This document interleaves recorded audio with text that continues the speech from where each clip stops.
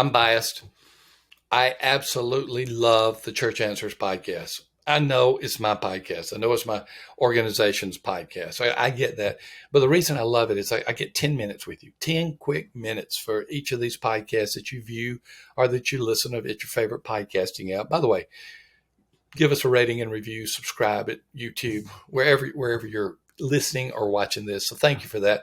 But I love it because in 10 brief minutes, I go through a question and give a church answer. Most of these questions are coming from our community, but it's not limited to our community of over 2,000 or almost 2,000 church leaders.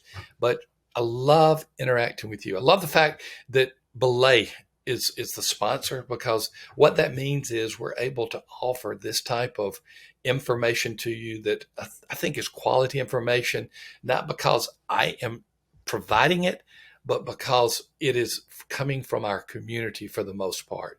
And we think because the community of nearly 2,000 church leaders talk about this, that it's something that you might want to hear about as well. Now, it's not limited to those members of the community. We get these questions through consultations, through blog posts, and through podcasts like this, where you can comment as well. But it's fun to be able to talk to you about it. And as always, if you haven't heard this before, Belay is our sponsor. They are our inaugural sponsor. That means we've only had one sponsor up to this point, both for the beginning and the end of the episode. And if you just want to have someone to take a load off your work of type of things that take away energy from you instead of giving you energy. If you want to be able to delegate in the area of assistant task or in the area of bookkeeping or other areas, go to Belay. We've used Belay at Church Answers from its initial founding. That was one of the places we went to find an initial team member who, by the way, is still with us today. And it's an incredible place. It's a place where you can get the quality of persons you want without all the hassle of hiring, of doing all the e-work or paperwork. They do it for you. They also have a very important download called Delegate to Elevate. Delegate to Elevate is just that. It is something you need to know. As you delegate, you can elevate your leadership even more. You can get it by clicking onto the show notes or simply going to belaysolutions.com/Tom Rainer, ThomRainer, belaysolutions.com/Tom Rainer. This question comes up frequently. How do we find churches that want to be adopted? How do we find churches that want to be adopted? For the uninitiated, church adoption means when a church, usually a healthier church, takes in another church to be a part of its family. That is church adoption. We've called this acquisitions. We've called it merger. We've called it different things. But Sam Rainer came up with the phrase or the word adoption because that's what's happening. One church has said, we think we need to be in your church family. We're not able to make it on our own. And the other church has said, we're happy to have you in our church family. We will adopt you. Now, what happens, the adopted church comes under the family guidelines of the church that's adopting. So the church that is adopted has to basically relinquish everything that was theirs in order for the adopting church to bring them into this family. That's what an adopted child does. Adopted child says, I am coming under the authority of this family. I am glad that somebody loves me enough to adopt me. And this is what is happening with churches. Churches should not be dying. If a church is on a decline, it should be considered a candidate for adoption. And I hope more and more churches will say that we want to be adopted instead of closing our door. Your church address is not an accident. And even if you only have 7 or 8 people left in the church, God gave you that address for a reason. Don't close the doors and let something other than a church be in that place. Let a church adopt you. Now, here's the question, though. What if you're one of those churches that say, hey, we're willing to bring a church into our family? And that means that we're going to have an additional site or additional campus where the adopted church will be. That means we'll be taking in at least a few people, maybe more than a few. That means we're going to have to begin to merge systems together. But we still want to be in the adopting business. So what do we do? How do we find churches that want to be adopted? Well, the first thing that you do is an attitude. You must be willing to help other churches and leaders. You have to have a servant attitude. Don't come into this as a kingdom expansion idea, local kingdom, I should say. Come into this with a servant attitude that we want to help churches. Get in that mindset, first of all, before you do anything else. Secondly, develop relationships. Develop relationships with other pastors, with other church members.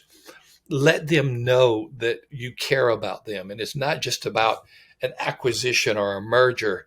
And it may not even be about adoption, but let them know you care about them. I have seen very few churches that adopt without establishing a strong relationship with the church that is about to be adopted. So secondly, develop relationships with these pastors, with these church members, with these church leaders. Third, get the word out that you want to help churches. You may be a part of a denominational system where there's a local district or an association, or they're all different kind of names depending on the denomination. Be a part of a network that has some local churches in the area. Well, just let those churches know that you're there to help. Let some of those denominational, judicatory, or network leaders know that you're willing to help. Get the word out. This may not happen overnight, but the thing about it is once you adopt your first church, other churches usually come a whole lot more readily after you've done the first one. Last thing I would say is consider being a foster church. Now, what is a foster church? A foster church is a step away from adoption. Just think about the foster system. What happens with the foster system? A child is in a difficult situation. That child is placed into a home for his or her safety and well-being. The goal of the fostering system is to reunite them, hopefully, with their families. But for a season, the family is helping the foster child. And so, what is a foster church? What is a church that is fostered? It is a church that is struggling in some area. And another church comes in and says, we want to help. How can we help you the most? I've known churches that some churches that didn't even have a pastor, where another church provided them a preacher. Some churches didn't have a worship leader. They did that. Some actually moved a few members to the church for a season to help them to do the things they could not do on their own. Now, what is the key to fostering? The key to fostering is to have a limited time on it, because quite frankly, many churches can become dependent upon the outside help. If this church cannot make it as an autonomous church, cannot make it on its own, then that church should consider being adopted instead of being fostered. But they may not know until they go through the process.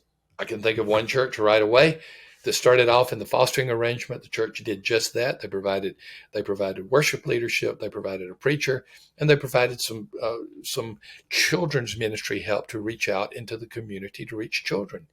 And it was so successful, but they had a limited time that they were going to be there. Ultimately, the foster church said, we want to be adopted by this church.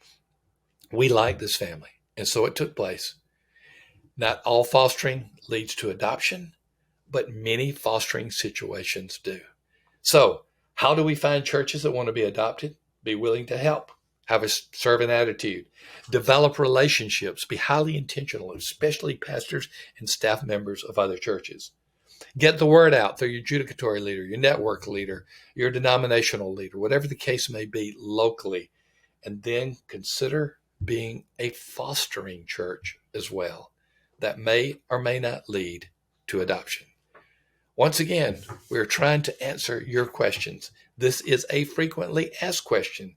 How do we find churches that want to be adopted? Thank you, Belay. You are such a gracious sponsor. You have had a partnership with us since we existed, and now you're in this formal relationship with us as the sponsor of the Church Answers podcast. Thank you for that. Thank you for providing the quality assistants that you do, the quality bookkeepers that you do, the quality workers that you do. Thank you for being the type of ministry that helps businesses and churches. And thank you for providing this book The book is called Delegate to Elevate. Every leader needs to read this book. Download it for free. You can click onto the show notes, or you can go to belaysolutions.com/Tom Rainer, THOMRAINER. I hope you're enjoying these short bursts of podcasts where we're getting with single question and trying to provide a quick answer. Continue, because every week we provide 3 of these for you. You can choose 1, 2, or all 3 to listen to or to watch at YouTube. By the way, if you're at YouTube, subscribe to us. We would greatly appreciate it. And on any of them, give us a like, maybe give us a rating and review, especially wherever you listen on your favorite podcast app. Thank you for being a part of the Church Answers podcast. We'll continue to have 3 released every week, and we've already done 3 for this week. I look forward to being back next week when we continue to answer your questions at the Church Answers podcast. Hey, folks, this is a PS to our podcast. We got some exciting stuff that we want to offer you absolutely for free. Sam, when you think about predictive factors in a church's growth, if you take out demographics, what are some things that come to mind? Just 2. I mean, don't give me a list of 10. Just 2 or 3 things that come to mind on predictive growth of a church. Well, evangelism, and whether the church is doing it or not. Bingo. And then I will add, is it an ongoing evangelism emphasis? Double bingo. Well. And maybe something about leadership and their commitment to that. So all of the above. Evangelistic churches have evangelistic pastors. Is the staff, is the lead pastor doing the work themselves? We have a free download for you, and it's actually a sheet that you can self-score. You answer 20 questions, anywhere from strongly disagree to strongly agree, and we come back and we predict what your growth rate is going to be for the next year in worship attendance. It's not a perfect tool, but it's a good tool. There's a link to that for the attendance predictor. Look in the show notes. You'll absolutely love it. That's cool. We'll see you soon.